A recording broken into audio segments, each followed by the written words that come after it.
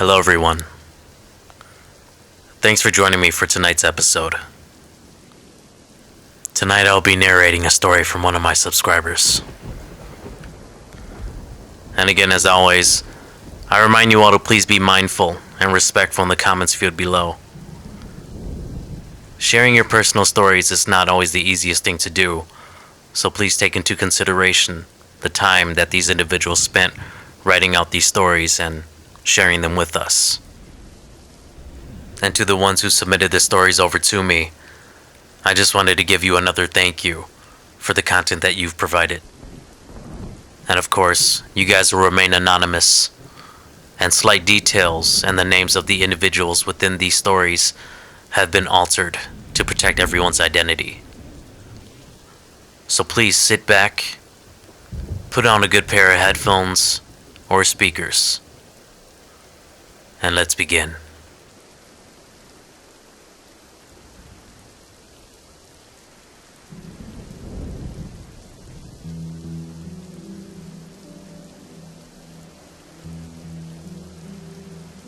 I have a large external family on my dad's side, so it wasn't uncommon for us to attend family gatherings over the weekends growing up. I would also like to add that my family practices shamanism, and a lot of these gatherings were for this purpose. So, my story takes place when I was about 10 years old. There was this one time when we had gone over to I guess you could say, distant cousin's house for one of these gatherings. I say distant because my dad didn't know the family too well himself, nor has he ever gone over to their house before. So we got to this house, and the first thing I had noticed was how big it was. But it was one of those large older homes on the east side of St. Paul. I was there with my dad and my little brother, who was about 6 at the time. As soon as we entered the house, we walked into the dining area, and all of the elders were in the living room talking and drinking at the main table. All of the women were in the kitchen cooking. There was nothing out of the ordinary here. Not yet, at least. My dad looked back at my brother and I and told us to be good as he went to go sit at the table with the rest of the men. And like most kids, we didn't want to hang around all the OGs. So my brother and I went snooping around, wondering where all the kids were. And it was then that we saw little kids running in and out from behind the basement door, all with Pepsi and Mountain Dew cans in hand, chasing each other. That was it. That had to be where all the others were. So I took my little brother with me, and we headed downstairs to the basement. And sure enough, we were greeted by other kids our age there. And again, this house was huge. If I remember correctly, they had about 3 bedrooms in this basement, along with a large laundry room. As we got to the bottom of the stairs, we saw that the other kids were in the middle of starting a new round of hide and seek. The main kid there, who seemed like he was in charge, had seen me and my brother and said, "Hey guys, wait, there's more people. Hey, did you and your brother want to play with us?" I could tell that he was just slightly older than I was. He had asked us for our names, and I asked for his. Though we were unsure of how close we actually were in terms of being related, I'm sure that we were cousins down to the bloodline somewhere. LOL. I mean, that's typical Hmong people, right? We're all just related somehow. But yeah, he had asked us if we had wanted to play hide and seek with him, and I, of course, said yes. So then, he and the other kids gave us a bit of time to familiarize ourselves with the layout of the basement first. He told us that all of the basement was within boundaries and fair game. We just couldn't hide upstairs. Fair enough. When we were ready, he started his countdown with his hands over his eyes, facing the wall, since he had opted in to be the seeker. He had given us a 30-second countdown aloud. There my brother and I were, giggling as we scrambled off to find our hiding spot. Everywhere that I went, my little brother would follow, even though I told him to go his own separate way, but that's how little brothers are. That was when I finally decided to go into one of the 3 bedrooms to find a hiding spot. My little brother was right behind me. The bedroom that we were in was dark, but the light from the main living space where the boy was counting illuminated the room enough for us to find our hiding spots. In this bedroom, there was this big bunk bed in the corner of the room. I knew then where I wanted to go hide. So I ran over to it and crawled right under the bunk bed. My little brother had crawled under as well, right behind me, but I pushed him back and told him to go find his own spot. I know, that was mean of me, and he did seem a bit sad, but I was like, I found this spot first. So he crawled out, looked around, and decided to hide in the walk-in closet of this same bedroom. As I'm under the bunk bed, flat on my stomach, I was breathing heavily with anticipation of this hide-and-seek game, and I tried my best not to laugh from all of the excitement. So I covered my mouth with my hand as I was smiling. But then, I heard breathing coming from close to me. And when I say close to me, I mean like right under the bunk bed with me, close to me. It was then that I turned to my right, and I shit you not, I had noticed that there was a girl right under the bunk bed with me, just a few feet away from me. I'm not gonna lie, this made me jump, but I didn't scream. I couldn't see her clearly due to how dark it was. All I could make out was her long hair and a red shirt. I didn't think too much, however, because she probably thought this was a good hiding spot as well. She noticed me noticing her, so she put her finger up to her mouth to motion me to be quiet. So I laid there and remained quiet, feeling a bit better now that I wasn't just seeing things. And then I started giggling quietly to myself again. I then heard that the boy had finished his countdown.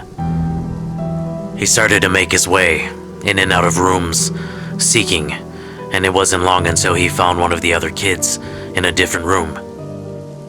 That's when he yelled out to the rest of us that someone was found and that we all could come out now so that we could restart a new game with the new seeker. With a sigh of relief, I crawled out from under the bed and ran over to the closet that my brother was in. I told him to give me a high five since we both weren't found. We both walked out of that bedroom into the main living space where the other kids were.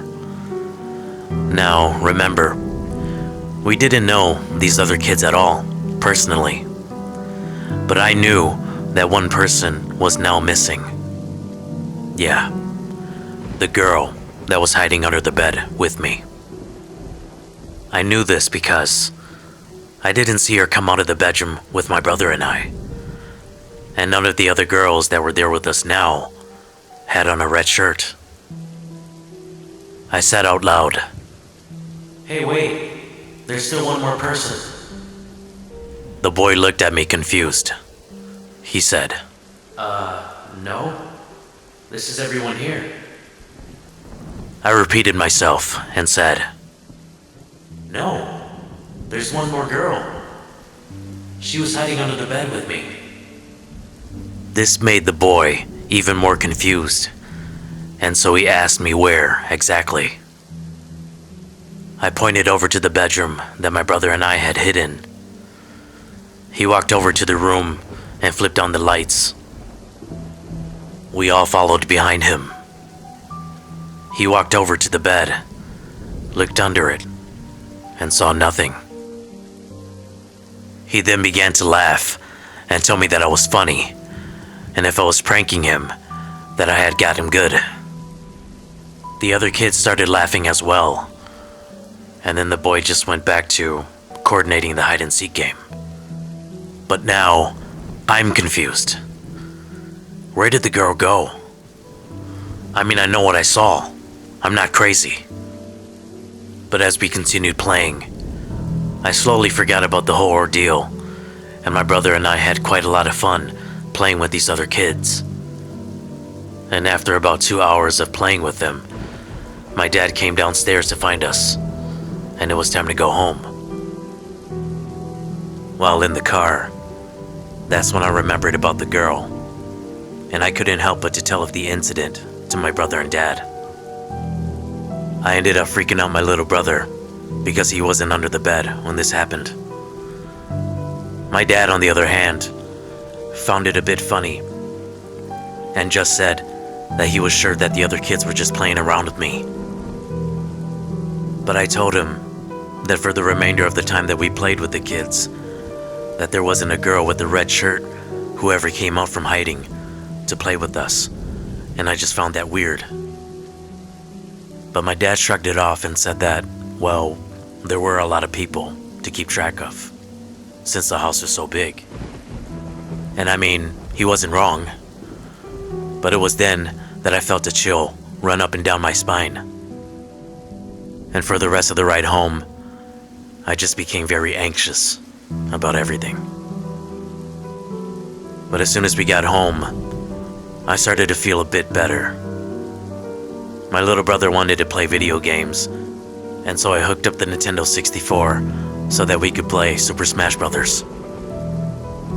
As we sat there playing our video games, I overheard my parents speaking from their bedroom. My mom had asked my dad how the gathering went and things of that nature. My dad began to speak, and then I heard him mention to my mom of this uncle, his wife, and kids. I heard him say that this uncle had 7 kids originally, but that one of the girls had passed away a few years ago at the age of 14, though he didn't mention how. This was all very sad to hear, of course, but now I started to become very afraid, scared, out of nowhere. I couldn't help but to relate the news of that girl and tie it into the situation that I was in earlier. Needless to say, I had trouble sleeping that night. Fast forward, about a week later, I started to become very ill. One morning, my parents woke me up because my little brother had rushed over to their room and informed them that I was asleep but was trembling and sweating. I remember laying there in my bed, drenched in my own sweat and just overly exhausted. I had no energy to do anything. I couldn't get out of bed. I couldn't eat. I didn't even want to play video games. Yeah, it really sucked. Later that night, my dad came into my room to have a talk with me. He had asked me about the other day when we were at this uncle's house and the incident that occurred with the girl under the bed. According to my dad, me getting sick out of the blue didn't make much sense if I had been fine just days earlier. He remembered how spooked I was when I had originally told him of the incident. That's when he apologized to me, as he rubbed my head for not taking me seriously. He wanted me to clarify and to elaborate more on what exactly happened that day. So I told him exactly what happened, word for word. And then, a few days later, around the weekend, my dad had found a shaman to come over to our house to hoopli, call for my spirit for me.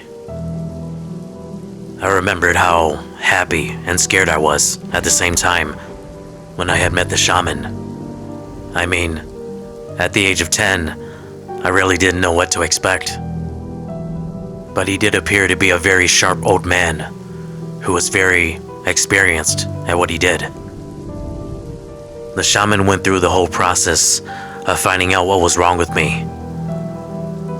When he had completed, he told me and my family that I had gotten so scared by this girl that I saw under the bed that day that my spirit had become lost. This girl that I had seen was confirmed to have been the daughter of this uncle who had passed away a few years ago. Now, that same day that we were there at the house, my dad mentioned that this uncle told him that he had a daughter who had passed away, but didn't go into detail of how. Which is totally understandable, since this is private and personal information that no one else needed to know. However, the truth hit hard, as the shaman went on to say that he did have a chance to meet and speak with this girl, and found out that she had passed away due to suicide by hanging herself in her bedroom at the age of only 14. This girl had undergone episodes of anxiety and depression. She was in a very dark place, and all of this started to consume her, in which eventually led to the worst case scenario. The bedroom in which my brother and I had been hiding in while playing hide and seek had belonged to this girl and her two other sisters. This, of course, did not make me feel any better. I was scared shitless. The shaman said that the girl was so lonely and just wanted some company. And so when she saw me that day under the bed, she had latched onto me. WTF, right? I mean, what did I do? All I wanted to do was play hide and seek that day. However, as time passed, I eventually got better, and nothing more came of this situation. But from this experience, I became more wary of the gatherings that we attended and the places that we went as I grew up. Also, a simple game of hide and seek was never the same for me. I am now an adult, and this experience still gives me the chills. And I still live on the east side of St. Paul, and there have been times when I had driven past that house, but not on purpose. And it's like deja vu all over again. I don't know if that uncle and his family still lives there or not. And honestly, I don't really care because I've not been back there ever since that day. But again, years have passed. This was my very first paranormal experience ever. And hopefully, it's my last.